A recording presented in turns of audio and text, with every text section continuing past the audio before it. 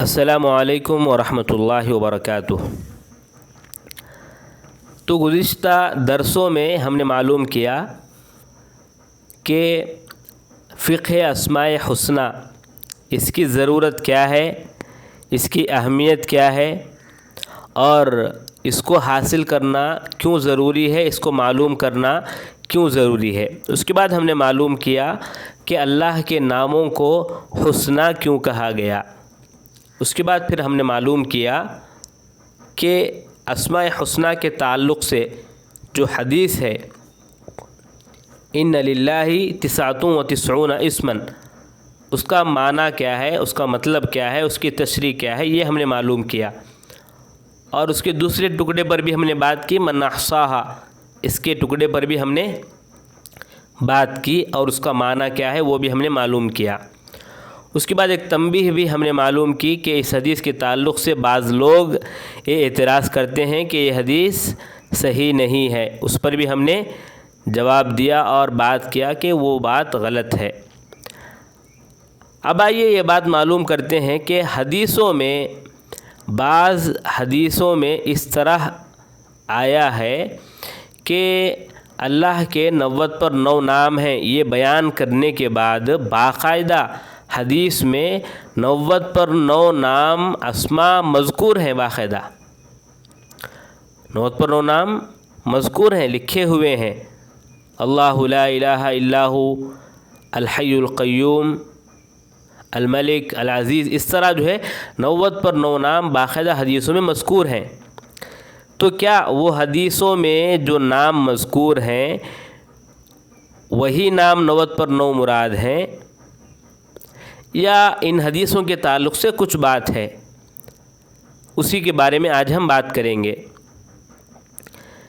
تو یہ بات یاد رہے سب سے پہلے کہ اسماء وہ حدیثیں جن میں 99 اسماء ذکر کیے گئے ہیں وہ تمام کے تمام احادیث کیا ہیں؟ ضعیف ہیں، ایک بھی حدیث صحیح نہیں ہے۔ ان کا پورا خلاصہ دیکھنے کے بعد یہی معلوم ہوتا ہے کہ ان حدیثوں کے 3 جو ہے طرق ہیں۔ پہلا طریق یہ ہے کہ جس کو امام ترمذی رحمہ اللہ نے حدیث نمبر 3570 پر 4 میں اور ابن حبان رحمہ اللہ نے 2380 پر 4 میں اور حاکم رحمہ اللہ جلد نمبر 1 صفحہ نمبر 16 میں ذکر کیے ہیں۔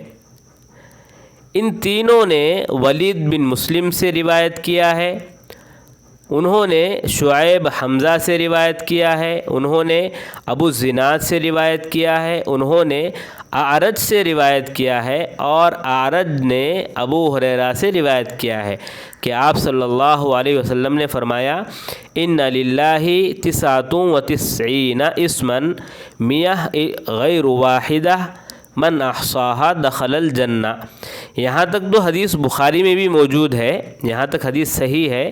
اس کے بعد اسماء جو مذکور ہیں وہ بخاری میں نہیں ہیں، لیکن اوپر مذکورہ کتابوں میں مذکور ہیں اسماء بھی کہ لا الہ الا اللہ، هو الرحمن الرحیم، الملک، القدوس، فلاں فلاں فلاں۔ امام ترمذی نے اس روایت کو ذکر کرنے کے بعد لکھا ہے کہ یہ حدیث غریب ہے، صفوان بن صالح کے طریق سے کئی لوگوں سے ہم نے یہ روایت کیا ہے اور ہم صفوان بن صالح ہی سے اس روایت کو جانتے ہیں اور وہ اہل الحدیث کے پاس ثقہ ہیں۔ اس طرح کی حدیث ابو ہریرہ سے مروی ضرور ہے لیکن اس میں اسماء مذکور نہیں ہے۔ آدم بن ابی ایاس نے ابو ہریرہ سے ایک اور سند کے ساتھ اس حدیث کو روایت کیا ہے، اس میں اسماء مذکور ہیں لیکن اس کی سند صحیح نہیں ہے۔ دوسری بات یہ ہے کہ امام ترمذی نے جو کہا کہ صفوان بن صالح کے طریق ہی سے حدیث مذکور ہے تو یہ بات صحیح نہیں ہے، بلکہ بیہقی نے اسماء میں موسیٰ بن ایوب نصیبی کے طریق سے بھی روایت کیا ہے اور وہ ولید بن مسلم سے ثقہ ہیں۔ یہ پہلا طریق ہے اور یہ طریق کیا ہے؟ ضعیف ہے، ہم نے معلوم کیا۔ دوسرا طریق جس کو ابن ماجہ رحمہ اللہ نے 3860 پر ایک عبد الملک بن محمد صنعانی کے طریق سے روایت کیا ہے، وہ زہیر بن محمد تمیمی سے روایت کرتے ہیں، وہ موسیٰ بن عقبہ سے روایت کرتے ہیں، وہ عبد الرحمن بن اعرج سے روایت کرتے ہیں کہ ابو ہریرہ رضی اللہ عنہ نے فرمایا۔ اس کے بعد یہ حدیث مذکور ہے، اور اس حدیث میں اسماء کو ذکر کرتے ہوئے تقدیم و تاخیر ہے، کہیں نقص بھی موجود ہے۔ بوصیری رحمہ اللہ زوائد میں فرماتے ہیں کہ ائمہ ستہ میں سے کسی نے اللہ کے اسماء حسنی کو اس سند کے ساتھ یا دوسرے سند کے ساتھ روایت نہیں کیا سوائے ابن ماجہ اور ترمذی کے۔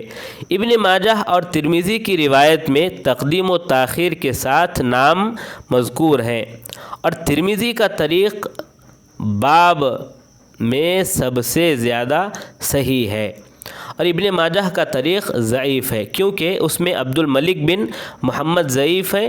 ان کے بارے میں حافظ کہتے ہیں کہ یہ لین الحدیث ہیں۔ یہ ہوا دوسرا طریق، یہ بھی ضعیف ہے۔ اب آئیے تیسرا طریق کیا ہے وہ معلوم کرتے ہیں۔ خالد بن مخلد القطوانی کے طریق سے ہے وہ، اور وہ عبد العزیز بن حسین بن الترجمان سے روایت کرتے ہیں، وہ ایوب سختیانی سے روایت کرتے ہیں، اور وہ ہشام بن حسان سے روایت کرتے ہیں، وہ محمد بن سیرین سے روایت کرتے ہیں کہ ابو ہریرہ رضی اللہ عنہ نے فرمایا۔ اس حدیث کو حاکم فرماتے ہیں کہ عبد العزیز بن حسین ابن الترجمان ثقہ ہیں۔ امام ذہبی اس بات کو رد کرتے ہوئے کہتے ہیں کہ حسین کو ضعیف کہا گیا ہے۔ میزان میں جلد نمبر 2 صفحہ نمبر 627 میں آپ دے سکتے ہیں۔ بخاری فرماتے ہیں کہ وہ قوی نہیں ہے ان کے پاس۔ ابن معین کہتے ہیں کہ ضعیف ہے۔ مسلم کہتے ہیں کہ ذاہب الحدیث ہیں۔ ابن عدی کہتے ہیں کہ ان کی روایتوں میں ضعف واضح ہے۔ بہقی رحمہ اللہ نے اسماء میں، ان کی کتاب اسماء میں صفحہ نمبر 19 میں فرماتے ہیں کہ احتمال ہے کہ اسماء کی تفصیل کسی راوی کی طرف سے لکھی گئی ہوگی۔ ولید بن مسلم کے طریق میں بھی وہی ہوا ہوگا۔ اسی احتمال کے بنا بخاری اور مسلم نے ولید کی حدیث کو صحیح میں روایت نہیں کیا۔ حافظ ابن حجر رحمہ اللہ نے تلخیص میں جلد نمبر 4 صفحہ نمبر 170 پر 3 میں ابن العربی سے نقل کیا ہے کہ ان ناموں کی تفسیر حدیث میں ہے یا راوی کا قول ہے، اس میں شک ہے۔ ابن تیمیہ مجموع الفتاوی جلد نمبر 6 370 پر 9 صفحہ نمبر میں لکھتے ہیں کہ وہ حدیث جس میں اسماء حسنی مذکور ہیں اس کو ترمذی نے اپنی جامع میں ولید بن مسلم عن شعیب عن ابی الزناد عن اعرج عن ابی ہریرہ سے لائے ہیں۔ ابن ماجہ اپنی سنن میں اس کو روایت کیے ہیں مخلد بن زیاد قطوانی سے عن ہشام بن حسان عن محمد بن سیرین عن ابی ہریرہ۔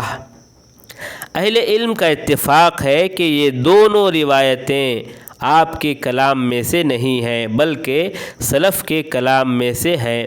ولید بن مسلم نے اپنے کسی شامی شیخ سے یہ ذکر کیے ہیں جیسا کہ ان کے بعض طرق میں آیا ہے۔ ابن کثیر رحمہ اللہ اپنی تفسیر جلد نمبر 2 صفحہ نمبر 260 پر 9 میں بیان کرتے ہیں کہ حفاظ جس طرف گئے ہیں وہ یہی ہے کہ اس حدیث میں اسماء جو مذکور ہیں وہ مدرج ہیں۔ کئی علماء کا یہی کہنا ہے کہ ان ناموں کو قرآن میں سے جمع کر لیا گیا۔ جعفر بن محمد، سفیان بن عیینہ اور ابو زید لغوی سب یہی کہتے ہیں۔ حافظ ابن حجر رحمہ اللہ فرماتے ہیں کہ علماء کا اس بات میں اختلاف ہے کہ اسماء حسنی مرفوع ہے یا مدرج۔ اکثر علماء کا یہی کہنا ہے کہ مرفوع ہے، اور انہوں نے اس سے یہ استدلال بھی کیا ہے کہ جو قرآن میں نام موجود نہیں ہے ایسے نام بھی رکھنا جائز ہے۔ دوسرے کئی لوگ اس طرف گئے ہیں کہ ناموں کی تعین مدرج ہے کیونکہ اکثر روایتوں میں نام مذکور نہیں ہے۔ عبدالعزیز نے کئی علماء سے نقل کیا ہے، اس کے بعد حاکم کا یہ قول نقل کیا ہے کہ اس میں اختلاف کی علت یہ ہے کہ ولید بن مسلم اکیلے ہیں، وہ ان سب سے اوثق ہیں جنہوں نے بغیر اسماء کے حدیث روایت کیا ہے۔ حاکم کے اس قول پر خود رد کرتے ہیں کہ شیخین کے پاس ولید بن مسلم کا تفرد ہی علت نہیں ہے، بلکہ اس میں اختلاف ہے، اضطراب ہے، تدلیس ہے اور ادراج کا احتمال ہے۔ ادراج پر جو دلالت کرتا ہے اس کو بھی حافظ ابن حجر نے نقل کیا ہے، وہ یہ ہے کہ دارمی النقض علی المریسی میں روایت کرتے ہیں ہشام بن عمار سے عن ولید عن خلید بن دعلج عن قتادہ عن محمد بن سیرین عن ابی ہریرہ۔ اس روایت میں اسماء مذکور نہیں ہے۔ ولید فرماتے ہیں کہ سعید بن عبدالعزیز اسی طرح ہم سے روایت کرتے ہیں اور فرمایا کہ سب کے سب قرآن میں ہیں، هو اللہ الذی لا الہ الا هو الرحمن الرحیم، فلاں فلاں فلاں ناموں کو ذکر کیے ہیں۔ ابو شیخ ابن حیان نے بھی روایت کیا ہے ابو عامر القرشی سے کہ ولید بن مسلم سے دوسری سند کے ساتھ وہ فرماتے ہیں کہ ہمیں بیان کیا زہیر بن محمد موسیٰ بن عقبہ، وہ اعرج سے اور وہ ابو ہریرہ سے۔ زہیر فرماتے ہیں کہ ہم تک یہ بات پہنچی ہے کہ کئی علماء نے کہا اس کی ابتدا لا الہ الا اللہ سے کریں گے، اس کے بعد اسماء کو ذکر کیا۔ یہ روایت ابن ماجہ کی روایت ہے جو گزر چکی ہے، لیکن اس میں اسماء مذکور ہے۔ پھر اسماء ذکر کرنے کے بعد زہیر فرماتے ہیں کہ ہم تک یہ بات پہنچی ہے کئی اہل علم سے کہ اس کی ابتدا اس طرح کریں گے، لا الہ الا اللہ وحدہ لا شریک لہ، لہ الملک ولہ الحمد بیدہ الخیر وہو علی کل شیء قدیر، لا الہ الا ہو لہ الاسماء الحسنی، فلاں فلاں۔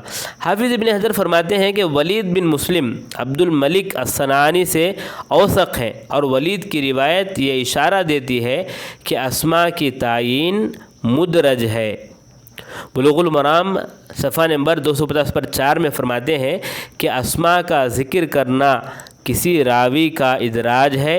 امام صنعانی سبل السلام میں جلد نمبر 4 صفحہ نمبر 108 میں فرماتے ہیں کہ ائمۃ الحدیث میں سے حفاظ نے اتفاق کیا ہے کہ اسماء کا ذکر کرنا کسی راوی کی طرف سے ادراج ہے۔